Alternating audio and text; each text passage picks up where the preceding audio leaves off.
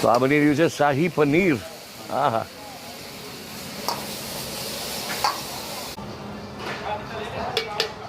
ये हाफ बना है. हाफ है, अच्छा, क्वांटिटी फुल है. अरे वाह.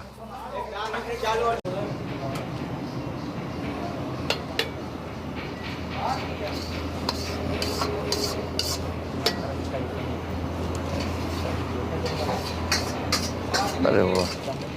तो आ गया हमारा ये लच्छा पराठा.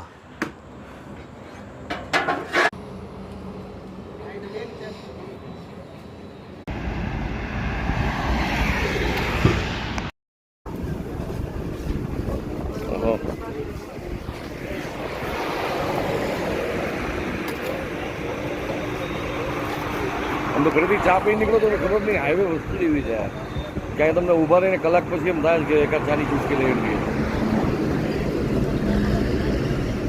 તો અહીંથી પણ જઈ રહ્યા છે ત્યાંના રાજકોટથી ત્યાંના છૂટક લોકો જઈ રહ્યા છે પદયાત્રામાં. શું નામ કાકા તમારું? લાકાભાઈ.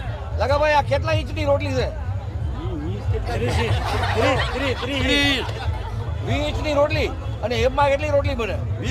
20 રોટલી બની.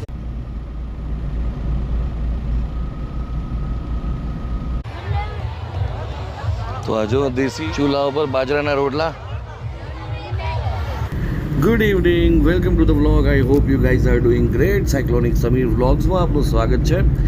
ચૈત્ર મહિનાની પૂનમ અને ચોટીલાની પદયાત્રા. આમ જો તો આ વખતે આ પદયાત્રાનો કવરેજ કરવાનો આપણે મોકૂફ રાખ્યું હતું, પણ છેલ્લા 2-3 દિવસમાં ઘણા બધા કેમ્પવાળા મિત્રોના ફોન આવી ગયા. તો મને એમ થયું કે કમસે કમ છેલ્લા ચોટીલાથી સાયલાની નજીકમાં જેટલા કેમ્પ છે ને એની થોડાકની મુલાકાત લઈ આવીએ યાર. કારણ કે વર્ષોથી જે પદયાત્રાનું કવરેજ કરવા આપણે જતા હોઈએ એટલે આપણે એમ થયું કે કમસે કમ 2-3 કેમ્પથી તો મુલાકાત લઈએ, એવી ફીલ લઈએ. મીનવાઇલ આપણે એક જગ્યાએ ફૂડ બ્લોગ બનાવવા ભર્યા હતા. આવો તમને દેખાડું. તો તેના ચોટીલા પદયાત્રા જે છે એનું એ ફીલ લેવા જઈ રહ્યા હતા. મીનવાઇલ મને યાદ આવ્યું કે મારા એક મિત્રોએ મને વાત કરી હતી કે સમીરભાઈ તમે અહીંયા જાઓ ને ચોટીલા પહેલાં તો અહીંયા પંજાબ હરિયાણા કરીને જે ઢાબા આવે છે એની દાલ મખની ટ્રાય કરજો. તમને દાલ મખનીના શોખીન જો એટલે તો આજે આપણે આવી ગયા છીએ દાલ મખની ટેસ્ટ કરવા માટે. એની સાથે પંજાબી સબ્જી પણ ફેમસ છે. આમ તો આ ઢાબા વહેલી સવારે 4 વાગ્યા સુધી ચાલુ હોય છે. દાલ મખની, પછી જીરા રાઈસ, ખાસ કરીને લોકો અહીંયા પનીર બટર મસાલા ખાવા અને પનીર ટીકા મસાલા ખાવા વધારે આવતા હોય. દાલ મખની પણ એની બહુ ફેમસ છે લચ્છા પરાઠાની સાથે. એટલે મને એમ થયું કે પહેલાં હું ત્યાં પદયાત્રાનું કવરેજ કરું એની પહેલાં અહીંનું જે મેકિંગ પ્રોસેસ અને થોડુંક આમ ટેસ્ટિંગ પાર્ટને બધું શૂટ કરી લઉં, જેથી કરીને રાત્રે પછી પાછું વર્તાવાનું થાય ને ત્યારે એમનું જે ક્રાઉડ હોય એ લઈ શકાય. કારણ કે અત્યારના તો વાગ્યા છે ઓલમોસ્ટ 6:45 અને આવા ટાઈમે જો આખું બધું ખાલી છે, એ લોકો હજી બધું ધીમે ધીમે ટેબલ સજાવી રહ્યા છે, તો ત્યાં સુધીમાં જો દેવ ઇનફ ટાઈમ કે આપણને ટાઈમ આપી શકે અને આપણે એનું કિચનનું થોડું શૂટ કરી શકીએ. પછી પદયાત્રાના અમુક વિઝ્યુઅલ્સ લેવા જશું. પછી ધીમે ધીમે તો ગાડીઓ તો આવી જ રહી છે હવે. આમ મજાનું સેટઅપ છે, થોડું ઘણું દેશી છે, એકદમ ઓથેન્ટિક ઢાબો કહી શકો. જેમ કે પંજાબી લેંગ્વેજમાં ઢાબા કલ્ચર જે છે ને એ જેવું હોવું જોઈએ એવું જ છે. એકદમ કાચું મકાન છે અને જે આપણને એમ લાગતું કે ટ્રક ડ્રાઈવરો અને બસ ડ્રાઈવરોને એ લોકો વધારે પ્રિફર કરતા હશે, પણ એવું નથી. મને આ જે સજેસ્ટ કરનારા લોકો છે ને એ બધા આપણી જેમ ક્યાંક ને ક્યાંક બહારગામ જતા હોય ને રસ્તામાં ક્યાંક એમ થાય કે ચાલો ફેમિલી સાથે હોલ્ડ કરો, તો અહીંયા હોલ્ડ કરનારા છે. એમાંથી અમુક લોકોએ મને સજેસ્ટ કર્યું હતું. એક નહીં, મને 2-3 લોકોએ સજેસ્ટ કર્યું કે સમીરભાઈ અહીંનું પંજાબી ટેસ્ટ કરજો. सूखी भाजी के नाल गल करनी है तो कैसे करें? वो आते हैं अभी, सो रहे हैं अभी. अच्छा अच्छा. तो अभी वो दाल मखनी बनाना हो तो मुझे बोल देना, मैं थोड़ा वो शूट करना है. અમુક સ્ટેટ્સ એવા છે કે જે હંમેશા ત્યાં જાઓ એટલે પોતાની ભાષાનો આગ્રહ રાખતા હોય. પણ મને ગૌરવ છે કે હું ગુજરાતી છું, કાઠિયાવાડી છું. કારણ કે અહીંયા આપણે ઓલાનું અટેમ્પ્ટ કરીએ છીએ સામેવાળાની લેંગ્વેજ બોલવાનું કે ભાઈ ચલો હિન્દી છે તો હિન્દીમાં વાત કરીએ, હિન્દી ભાષી છે તો પંજાબી છે તો પંજાબી અટેમ્પ્ટ કરીએ, એટલીસ્ટ સામેવાળો માણસ પછી ગુજરાતી અટેમ્પ્ટ કરશે. તો એ છે ને એ લેંગ્વેજનું આદાન પ્રદાન છે. તો એમાં તમે કોઈને લેંગ્વેજ બોલવા ઉપર મજબૂર નથી કરતા, પ્રેરિત કરો છો. પ્રેરિત કરવું અને મજબૂર કરવું એમાં બહુ ફરક પડી જાય છે. સામેવાળાને જ્યારે તમે એકદમ પ્રેમથી પ્રેરિત કરો ને ત્યારે એ લેંગ્વેજને બહુ મીઠાશથી એટેમ્પ્ટ કરે, અને જ્યારે મજબૂરીમાં બોલે ને ત્યારે સામેવાળા ત્યારે લેંગ્વેજનો કચરઘા નીકળી જાય. તો તમે જો સંધ્યા પછીનો સમય, આ સંધ્યા પણ હવે જેને કહીને અસ્ત થવામાં, અને પછી સો બોસ હવે વધારે રાહ નથી જોવાતી, ફટાફટ એન્જોય કરીએ. શાહી પનીર,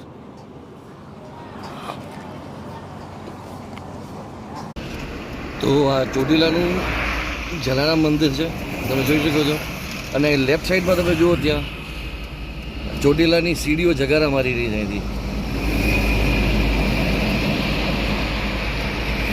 તો ચોટીલાથી ઓલમોસ્ટ 1.5 કિલોમીટર આ સીડીઓ જગારા મારી રહી છે.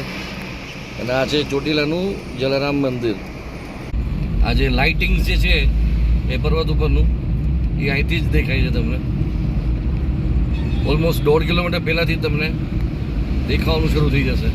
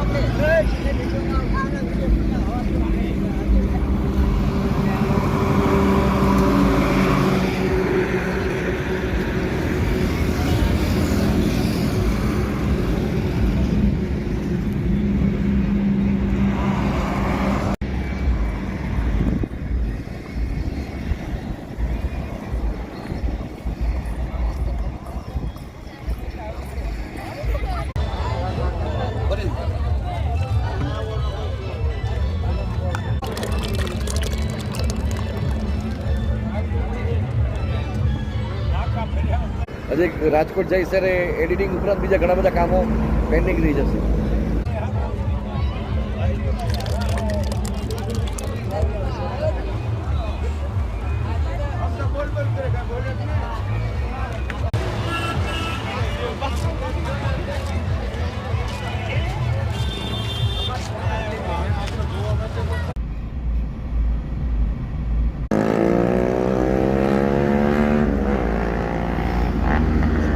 રાતના 10:30.